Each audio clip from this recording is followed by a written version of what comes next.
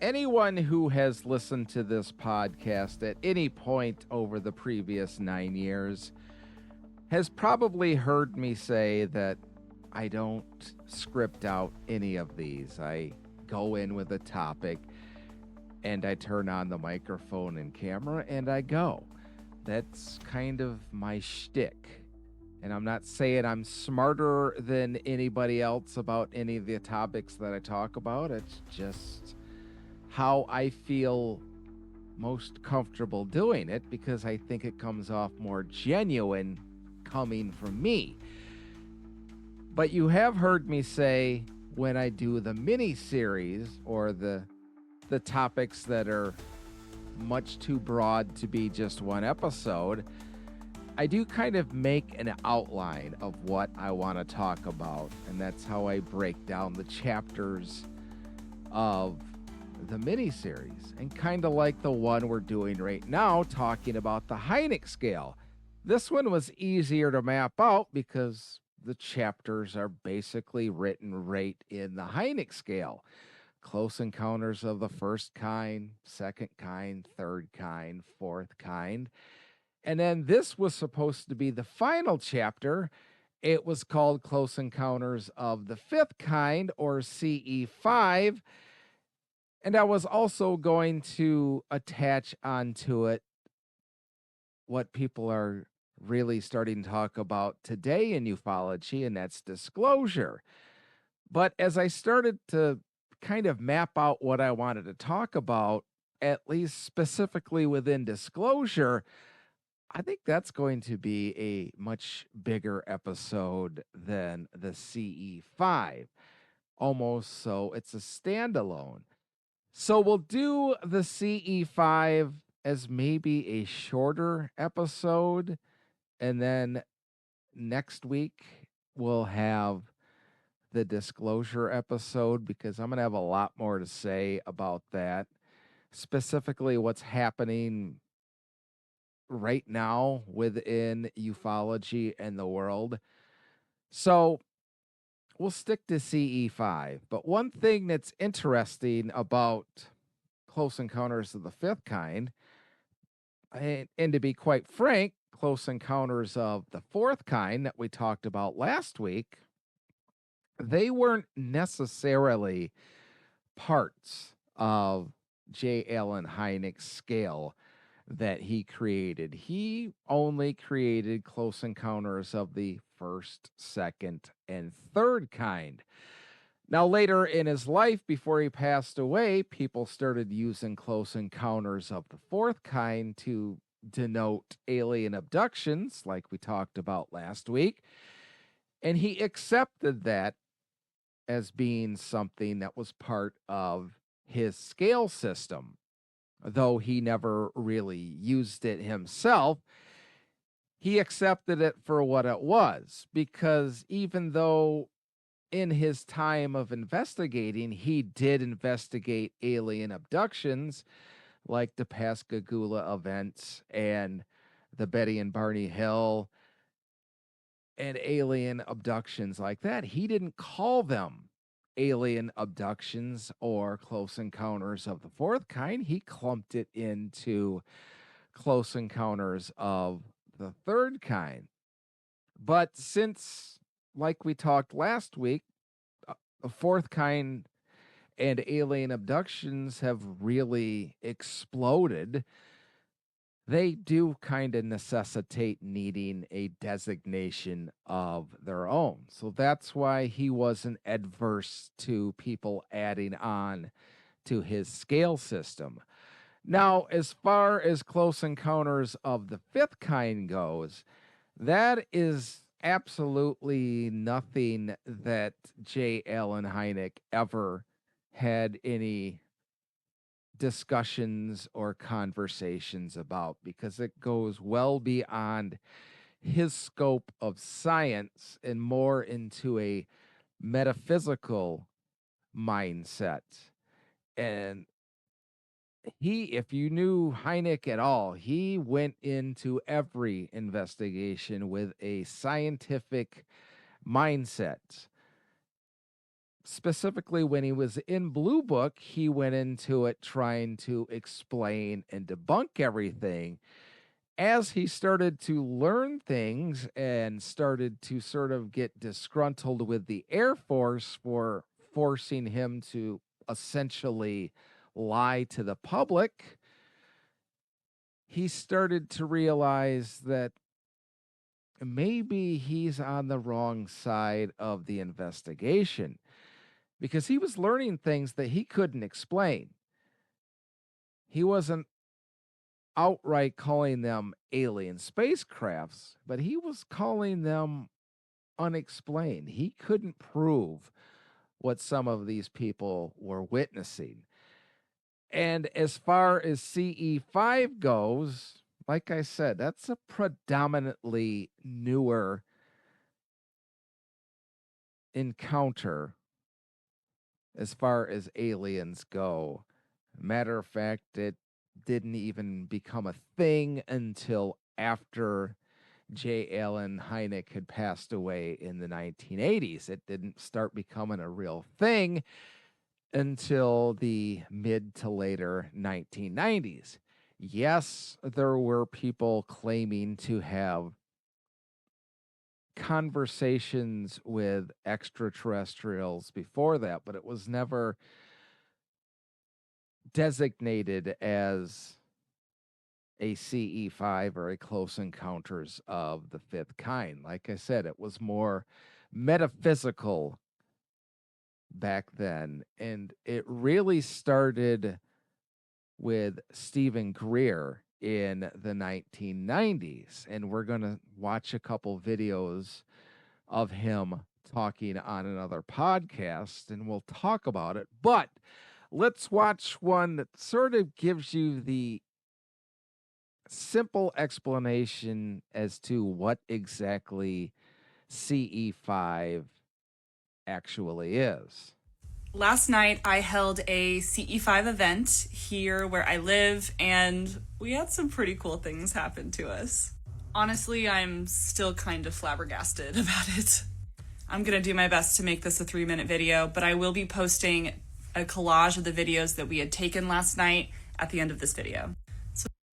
Now, essentially, she's gonna explain it, but a group of people get together, normally outside in an open area or a mountainside or somewhere out in nature.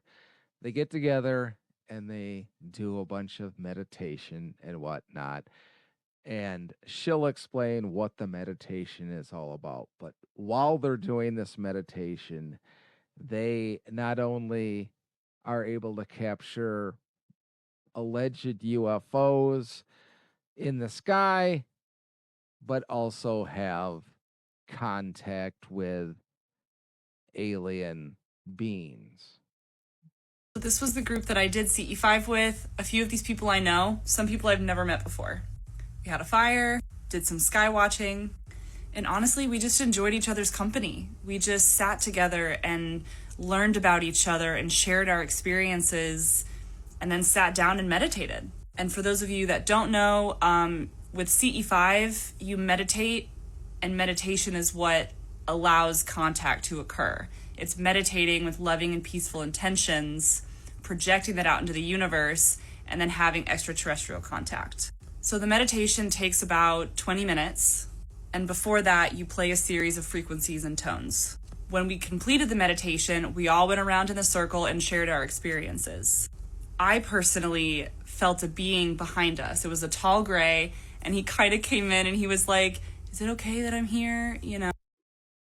You're going to hear this a lot when it comes to the whole CE5. So you're really not seeing an alien. It's just while you're meditating, you mentally think you're having this interaction with what is allegedly an alien being having a mental conversation with you. So you don't necessarily ever see the alien. It's just in your mind while you're meditating, you are having this interaction with an alleged alien. I don't want to freak anybody out. And I was like, I'm so chill with this. I'm glad you're here. So this is similar to the being I was seeing personally, but everyone else in the group had a more physical experience. Now, as you can see, the being that she was seeing during her meditation is your basic prototypical sort of gray alien looking alien. Some people they felt a hand on their shoulder, they felt a hand on their back, and it almost allowed, like, it was a healing experience, like they released energy that was no longer serving them. It's just amazing how each of us in our own meditation had a different yet such a similar experience. And then after we meditated is when we started seeing ships. It was more. And that's the interesting thing. And when we get to looking at the Stephen Greer videos, he's really the one that's brought CE5 to the forefront, and it's one of his big things when he has his meditation circles that they often capture video like she's about to share that they all claim are UFOs or UAPs or alien spacecraft. More than one we saw too. The video that I'm about to show you is just of the one. The video of the last one was really far away, but they look very similar to each other. If you made it this far, thank you for watching. Here it is. Think 3 times. 1, 2, 3. Wait. Now, the skeptic in me will immediately watch this video and say, you're filming something so far away. You have no idea exactly what it is. It could be anything from a star to some kind of plane off in the distance, a helicopter, anything. So you can't really say that it was, in fact, an alien spacecraft, a UFO. You can also explain the little flicker that it just had, depending on what camera you're using and how it's focusing. If it locks onto an object and tries to autofocus, you're going to get what appears to be a flashing sign like they have here. I'm not saying they're making the whole thing up, but I am noting that just about any of us could go out and film something exactly like this, whether we've meditated and talked to an alien or not. And I don't want to sound like I'm trying to poo-poo their entire ordeal by debunking it. I'm just saying you have to look at both sides of the possibilities. Oh my God! Whoa, whoa, whoa! I'm capturing this on. And you guys are getting a video. I think it's coming closer. It's hovering. Okay. I'm okay. You can come closer. I'm cool with it. Oh my gosh! This is so fun. Wow. Oh, hello. Wonderful ship. Can I see it? Right? A little closer, please. No, I see them. They're coming closer. They're moving. It's definitely moving. Yeah, I'm okay with it. I'm okay. I'm okay with I feel it. comfortable. Are you okay with it? Very much. Okay. Wait, like I am not going to sit here and say what they're seeing is definitely not a UFO, because it certainly could be. But I can't also watch this video and just immediately think, like a lot of people in the comments would say, oh, that's absolutely a UFO. You can't really tell what that is. Even the people on the film in the background talking about it, you can tell they can't really tell what it is other than a light in the sky, which, like I said, could be a lot of things, from a plane to a helicopter to a drone to anything. So could it be a UFO? Absolutely it could, but it could also be a lot of other things. I'm so excited now. I'm just like, come here. You're pretty engaged to see how much it's moving too. I really do. I bet they're trying to figure out how we're responding to it. Yeah. But I'm chill. We're chill. I'm chill if you're chill. We're all at peace. I see Yeah. It's great. It's Now, clearly, those people were there as an amateur group, and we're going to get into the whole amateur professional part of it in the next section, but and they didn't really do anything wrong or bad. It's just you're going to learn over the next couple of videos that we watch, listening to Stephen Greer talk about the differences between people that have experience doing it and people that just go out to try to have the experience, novices. And I've talked about this a lot of times when it comes to ghost hunting. People think it's as scary as people see on shows like Ghost Hunters and Ghost Adventures and all the TikTok videos, when that's not the basic fact. 99.9% of time when you're ghost hunting, absolutely nothing happens. But you watch these videos and you're thinking you're getting activity all night, every night. That's really not the case. I am apparently getting joined this segment by my music co host. If you follow me on my music channel, Spock Rock Radio, you will all know exactly who DJ Perry Purrs is, because she loves her camera time and she loves her attention. And I think more importantly, she loves sitting on my lap. So she wanted to come on here and share her thoughts about CE5, even though she doesn't really talk much on the camera. She just loves being in front of the camera.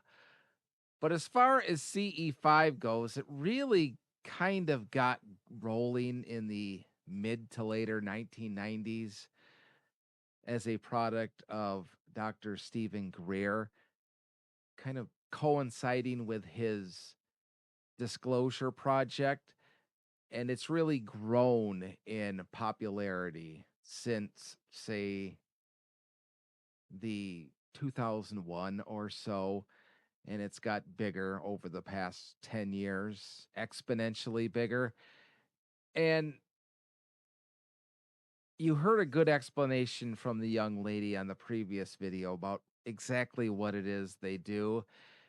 And it's gotten so much of a cottage industry now within the meditation groups and even within ufology that there are starting to be some, I don't want to say infighting, because nobody ultimately tells people they can't do it or shouldn't do it, but it's kind of branching off into people claiming they are the professionals of CE5, which kind of goes against, well, let's just hear it from his own mouth.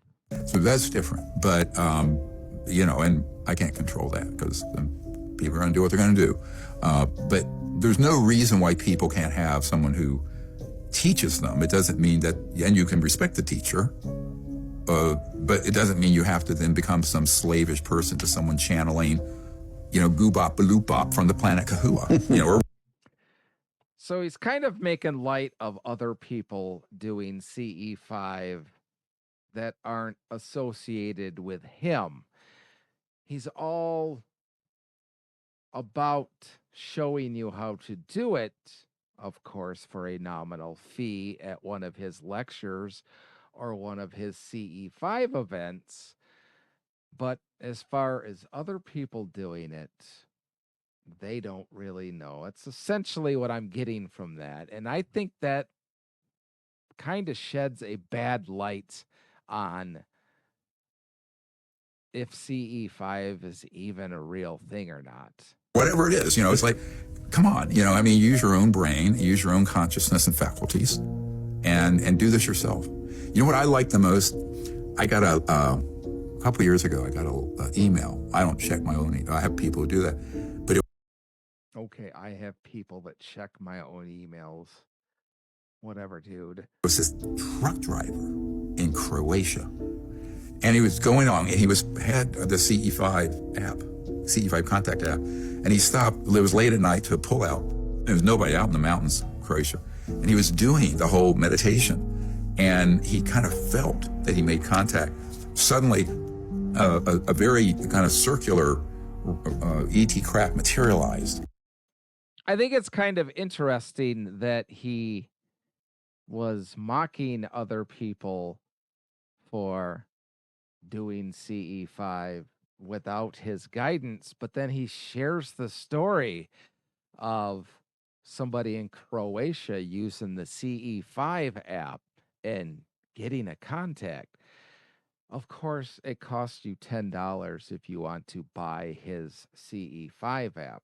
Shocking. And you know what? If you can make money doing the things you love, that's perfectly fine. I have no issue with that. But don't act all high and mighty and perfect and knowing everything and no one else can do it the way you can do it because I do it right. Well, you're doing it to make a profit, and maybe you're just doing it to survive, and that's perfectly fine. I have no issue making money, but don't make a profit off of something and then turn around and besmirch other people for doing the exact same thing. As far as Stephen Greer goes and CE5, I think a lot of it is a money making venture. And yes, if you believe his entire story, he has been somebody that has been serious into meditation for his entire life. So I don't have any reason to disbelieve that. Do I know for a fact all these CE5 experiences are actual alien beings? No, I really don't. But neither do the people that are having them. They can believe that they are, but much like we talked about last week within Close Encounters of the Fourth Kind or alien abductions, a lot of more times than not, I think a lot of them are completely made up and you're experiencing what you want to experience or you think you're experiencing what you want. I'm not saying some of them aren't actually having these experiences because they very well could be. But I think the vast majority of people that think they are having the experience because they want to have the experience. So their brain will satisfy them by creating this experience. Honestly, some of them could be having experiences, but like many other cottage industries, they tend to really expand into the fantastic. And sometimes it's really getting to sort of like a psychic sideshow thing now. You know, like the fake psychics that do the cold readings and get information out of people without them actually knowing they're getting information. And when they do their psychic readings, they pull out all of this stuff that the mark can't believe that the psychic is figuring out, but they don't realize that they've been feeding the psychic information this whole time, and that's how they do it.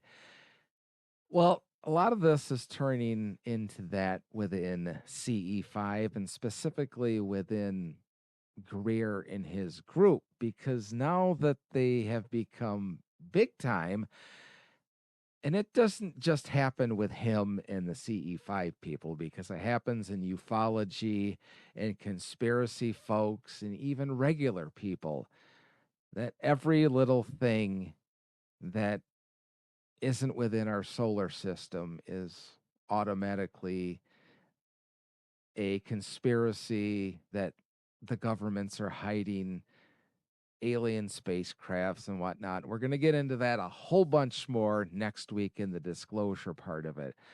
But it happened with 3i Atlas, and it happened with Oumuamua, where those asteroids and even comets and other planetary objects, people immediately think they're alien spacecraft.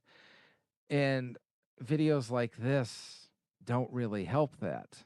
Scientific minds in the world recruited high school, college into those programs, and virtually unlimited black budget funding, right? Trillions of dollars. So what is being flown out there would deceive the president, Senate Intelligence Committee, and this is the problem.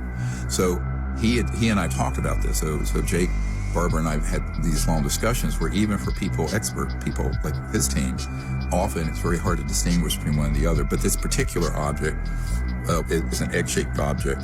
Those have been reported for a very long time. Now, do we have knockoffs that look similar? Yes.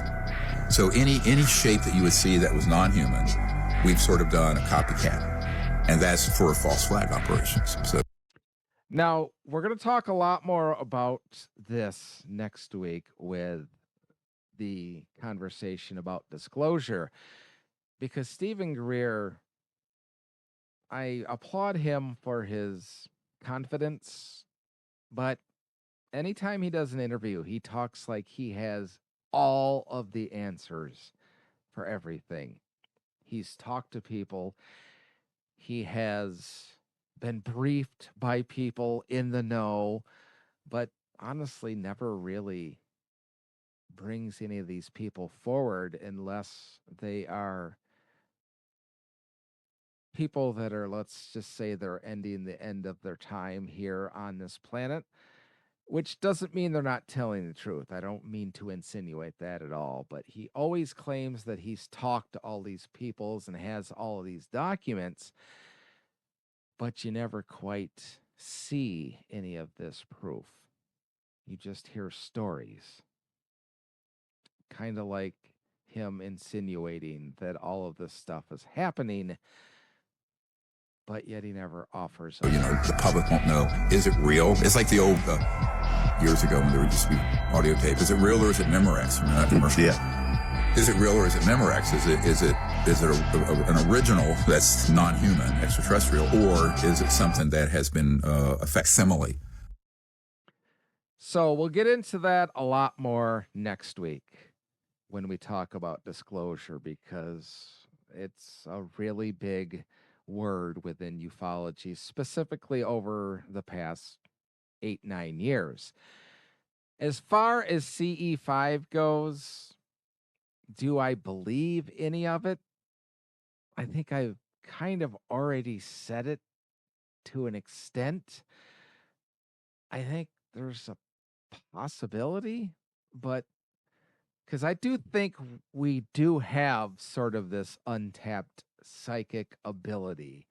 I don't think it's like the professional psychics, like I talked about a few minutes ago. I don't think there are people out there that really can see everything like the cold read psychics can, the BS psychics. But I do think our brains are severely untapped, so we do have some sort of ability. Is it to communicate with extraterrestrials? I don't know. I suppose it could. And I know that sounds like I'm riding the fence there, but kind of like I said with alien abduction, I do think the vast majority are people wanting to have the experience. So mentally, they're talking themselves into having the experience when they're really not having the experience. And as far as the video we showed of the young lady, that could easily be debunked. And as somebody that believes in UFOs and believes that aliens have visited our planet, videos like that are interesting, but they're not proof of anything. And Stephen Greer, on some of his documentaries, has pictures of all these light formations around bodies during his CE5 meditations.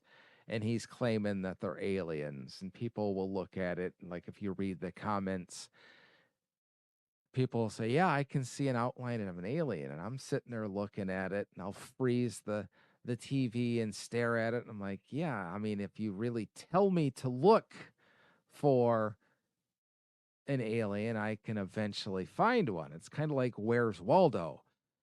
And the same thing could be said for EVPs. Back when we did the ghost hunting group, we had all these EVPs that we thought for sure were, ghostly voices.